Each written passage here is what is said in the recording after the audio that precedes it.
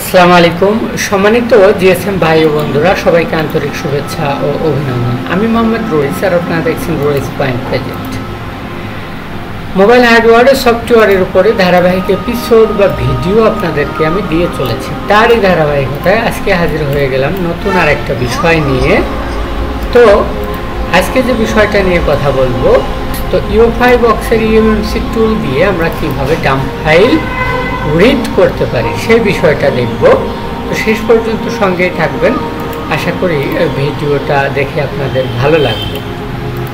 তো জাস্ট আমরা UFI EMC টুল বক্সটা ডাবল ক্লিক করে ওপেন করে নিলাম। তো কিছু নোটিফিকেশন আসবে, এগুলো আমরা ওকে করে দেব, ক্লোজ করে দেব। তো প্রথমে আমরা যেটা করব, আমরা আইডেন্টিফাই করব। প্রথমে কি করব, আমরা আইডেন্টিফাই করব BCC clock and pulse speed, এগুলো অটোতে রেখে।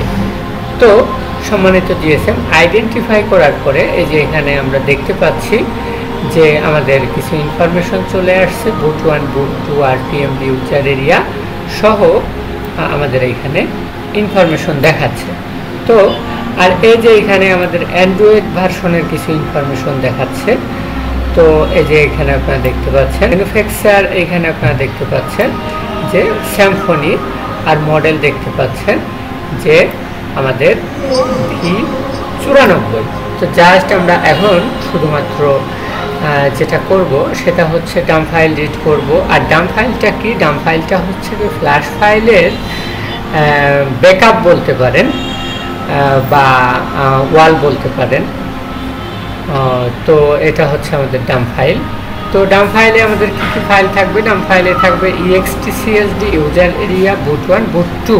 তো এবং আমরা ডাম্প ফাইল কতটুকু নেব সেই বিষয়টা যদি খেয়াল করি, এই যে এখানে আপনারা দেখতে পাচ্ছেন ইউজার এরিয়াতে আমরা দেখতে পাচ্ছি যে এখানে আমাদের 1 GB র্যাম ব্যবহার করা হয়েছে। তো 1 GB র্যাম যেহেতু ব্যবহার করা হয়েছে, তো সেই ক্ষেত্রে আমরা এই যে 512 নিতে পারি 2 GB র্যামের ক্ষেত্রে, 384 নিতে পারি 1 GBর ক্ষেত্রে, তো 256 নিতে পারি আমরা 1 GBর ক্ষেত্রে। তো তার থেকেও কম নিতে পারি আমাদের যেটা 512 ছিল আগে র্যাম সেইগুলোর।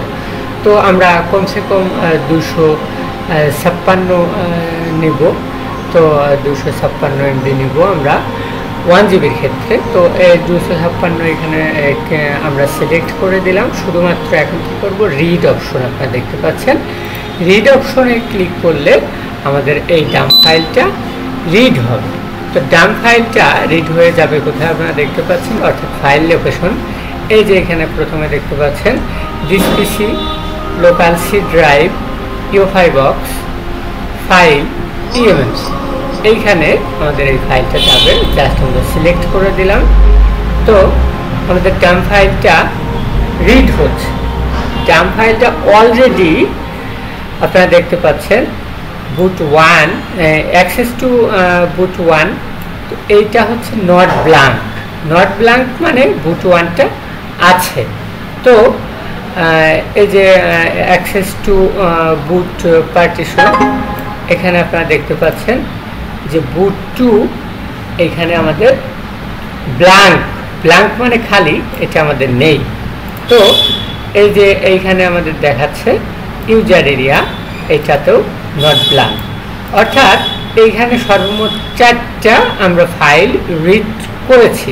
তো 4টার মধ্যে আমাদের এই যে extcsd বুট 2 ইউজার এরিয়া, এই 3টা আমাদের এখানে রিড হয়েছে। আর এই যে এটা বুট 1 যেটা নট ব্ল্যাঙ্ক, এটা আমাদের রিড হয়েছে। আর হচ্ছে নট ব্ল্যাঙ্ক, এটাও আমাদের রিড হয়েছে। ইউজার এরিয়া আমাদের রিড হয়েছে, বুট 1 আমাদের রিড হয়েছে extcsd। তো আমাদের ফেইল আসছে কোথায়, যে এখানে আপনারা দেখতে পাচ্ছেন ব্ল্যাঙ্ক, শুধু ব্ল্যাঙ্ক। তো শুধু ব্ল্যাঙ্কের এই জায়গায় এটা হচ্ছে আমাদের বুট পার্টিশন 2।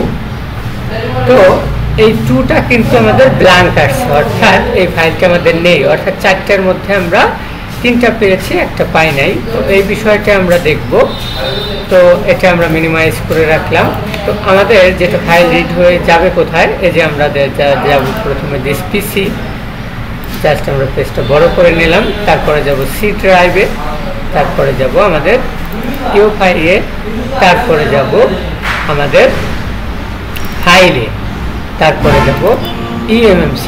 তো সম্মানিত GSM, আপনারা দেখতে পাচ্ছেন যে এইখানে আমাদের EXT CSD, আমাদের বুট 1, বুট 2, এটা আমাদের ফেইল আসছে, নট ব্ল্যাঙ্ক আসছে, কিছু নাই, তারপরেও রিড হয়েছে। তো এই যে এইখানে আমাদের ইউজার এরিয়া আর ইনফরমেশন নামে একটা টেক্সট ডকুমেন্ট হয়ে আছে, এটা হচ্ছে আমাদের ইনফরমেশন। তো এই ইনফরমেশন দিয়ে আমরা কি করতে পারবো, এই ইনফরমেশন দিয়ে এই আইসি যদি ভালো না হয়, তো আমরা পরবর্তীতে এই ইনফরমেশন অনুযায়ী আমরা আরেকটা আইসি যে সময় পার্টিশন করব, সেই পার্টিশনের ক্ষেত্রে এই ইনফরমেশনটা আমাদের প্রয়োজন হবে। তো সম্মানিত GSM, আজকে এই পর্যন্তই। তো আশা করি আমার দেখানো ভিডিও আপনাদের ভালো লাগছে। তো যদি ভালো লেগে থাকে অবশ্যই লাইক করবেন, কমেন্ট করে আপনার মন্তব্য জানাবেন, শেয়ার করে বন্ধুদের মাঝে ছড়িয়ে দেবেন আর সাবস্ক্রাইব করে পাশে থাকবেন। তো আরেকটা বিষয়, এইখানে অনেকে আমাকে নক করে থাকেন, ফোন কল দিয়ে থাকেন, ইমোতে নক করে থাকেন, হোয়াটসঅ্যাপে নক করে থাকেন, মেসেঞ্জারে নক করে থাকেন যে আপনার এখানে ট্রেনিং করা যাবে কিনা মোবাইল সার্ভিসিং। হ্যাঁ, আমার এখানে ট্রেনিং করা যাবে, মোবাইল হার্ডওয়্যার, সফটওয়্যার ও আনলকের উপরে ট্রেনিং দিয়ে থাকি। তো অবশ্যই ভিডিও ডেসক্রিপশনে লিঙ্ক দেওয়া থাকবে, আমার যোগাযোগের নাম্বার দেওয়া থাকবে, সেখান থেকে আপনারা যোগাযোগ করতে পারবেন। তো দেখা হবে পরবর্তী আরেকটা ভিডিওতে, সেই পর্যন্ত ভালো থাকবেন, সুস্থ থাকবেন, আল্লাহ হাফেজ।